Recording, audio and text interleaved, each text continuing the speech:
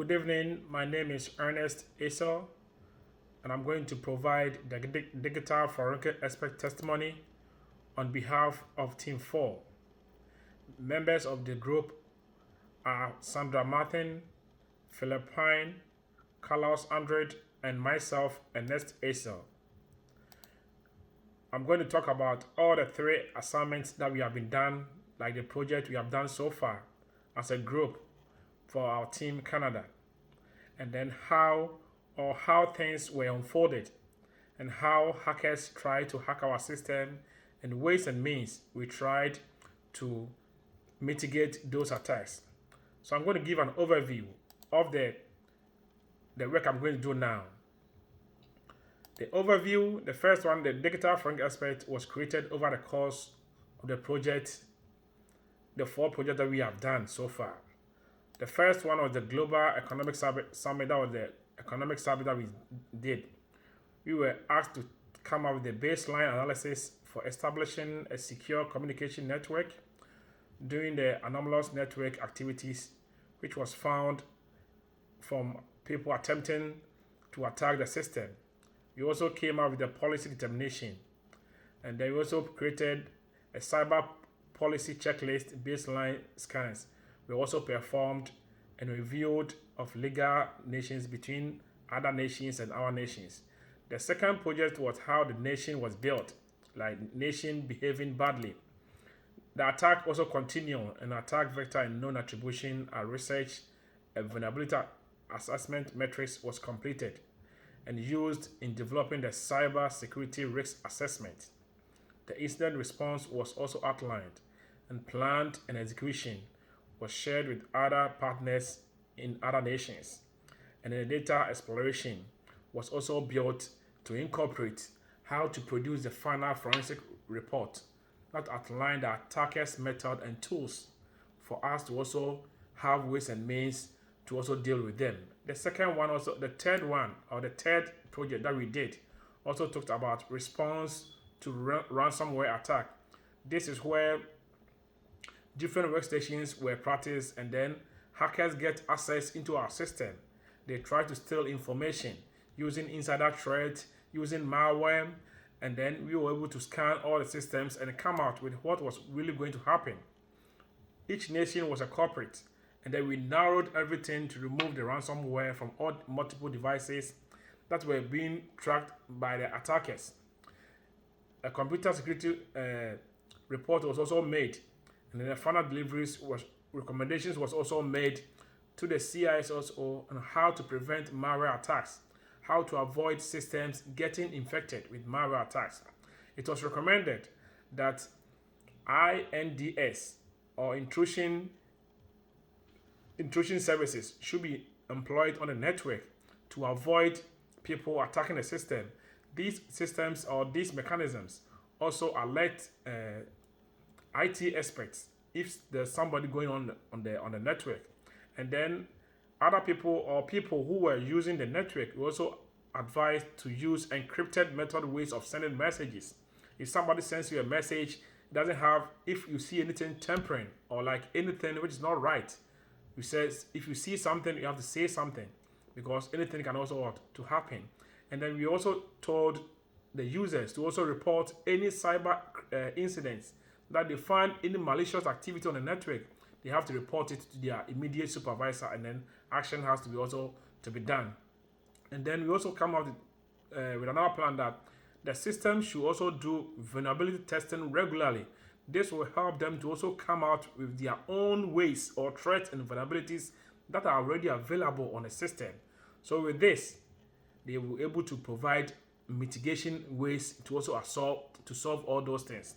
So these were some of the ways that we came up to prevent other attacks like the ransom attack or the insider threat.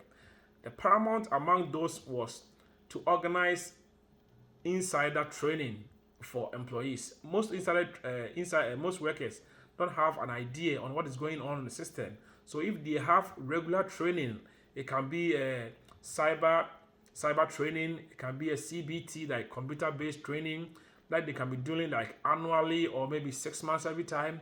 And also They can also have tips of the day on their computers. So in the morning when they open their computers, they just tell them, oh, this is going on, this is happening, or just give them a simple question for them to answer. All this will sensitize their mind, bring them to attention what is going on their system, and then what is happening around the world. We have some expert questions that we are going to answer those questions in line with the testimony that we are going to give. So we will begin to answer the expert testimony questions. The first one is what are the legal challenges associated with cyber incidents that involve attack?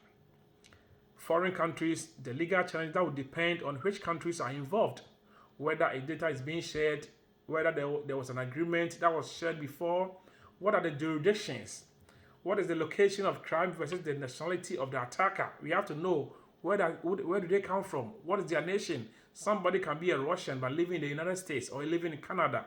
We should not say it's Canada who does that. We should also look at the personality of the attacker.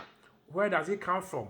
People travel to different countries just to do simple things to tarnish the image of other people. The second question was, how do internal laws affect e-discovery? Like how internal law can affect e-discovery depending on the nation involved. When the United States, the Fourth Amendment ensures that we need a warrant always needed for a rediscovery. You cannot just go to somebody's house and just tell them, I'm coming to do a search. No, you have to have a warrant. And that warrant, you have a restriction. Where you're supposed to go, where you're supposed to search, where not to search. You can't search everywhere. You can't confiscate everywhere. So you need a warrant that you have to gather all those things before. You also have other things that you need to get before you can go to somebody and search them. Is the person underage? Is the person going to allow you or not? There should also be a chain of custody, like who have handled that that thing that we are going to use to find the cross in it. So at times there should be some legal backends before you can go to somebody's rooms and then or somebody's house and just attack. You need an authorization to inspect any unlawful activity that's going on. So once you find, the third one is, what are the legal challenges of accessing and retrieving electronic evidence from a foreign soil? You should be aware. Like from here, if you go to if you are in Canada, if you want to go to Russia to confiscate somebody's evidence, how are you going to confiscate them? You cannot just go there and just, oh, I'm coming from US, I'm doing my investigation, so give me this, give me that. No, you should learn how are you going to get those informations. How are you going to store them? How are you going to transport them from one country to another? There are laws and regulations that binds everything. Things has to be worked in coordination. The Interpol, the police, the military, or other agencies in the country can be talked to, and then they also know how we are going to do to collect those evidences. Questions that what are legal challenges of accessing and retrieving electronic evidence from other countries? What are we going to get in case there's a breach or something? There should be a mutual legal assistance treaty request. You should ask the government what is going on, what we have to do before you can access somebody's document or evidence from somewhere. If the person, even if the person is in the United States or in Canada, you cannot just go there one day. You should be looking to do all those things. You have to look at the lawful ways and the unlawful attacks. In Africa, for instance, if you put your hand in somebody's pocket, or maybe if you touch somebody wrongly, people just ignore it. Say, oh, maybe it just happened. But in the US, if you touch somebody inappropriately, the person can see you. So all those things, some cultural values, some religious values, has to be weighed in to know what are we supposed to do, what has to be done before we can do all those things, before we can get the investigation. You cannot just go there and then just get the investigation. So you need the lawful versus unlawful activities. You need the mutual legal assistance treaty request. You should have some requests that you're supposed to be requesting before you can also go there. And then communication based on Security Bureau in carrying out information assurance and cybersecurity activities. Authorizations, how that person is going to give you those things. What are some of the effects of bringing the evidence to your country to do the investigation? So all those things has to be looked at. Not just one thing, just look at it and then just you go. So there has to be something that I'm supposed to be looking at. The fourth one is you have to, assuming cloud storage was used, what procedures were followed to assess and retrieve digital evidence stored in the cloud? As an investigator, you should sit down and assess all these things before you even start your investigation. You should have to ask questions. What procedures can you use to assess or retrieve digital evidences when they are in the cloud? If they're in the physical environment, you can just go there and just assess it and just get it. We have some cloud acts that prevent people from going into people's cloud just to get information or how to retrieve data. There should be some law enforcement authority. You should have access to all those things. You cannot just go there because there are rights and responsibilities that goes with that. I remember when iPhone had a suspect whose phone was locked, and then the FBI wanted iPhone to open the phone for them just to get the information. iPhone said, no, we can't give you those information because we have signed a document that no matter what happens, we are not going to give that phone or that information to other people, whether law enforcement or other things. So all these things has to be looked to. Not just go there one day, I want to collect this, I want to take this. No. The fifth question that we will answer is specific to the country that your team was assigned. How did the international laws and jurisdiction influence the processes and procedures followed during the forensic interview? In Canada, for instance, you should have some rules and regulations. You cannot just go there and then just confiscate everything. We also have the Canada Act Privacy of 2019 that has to be looked at.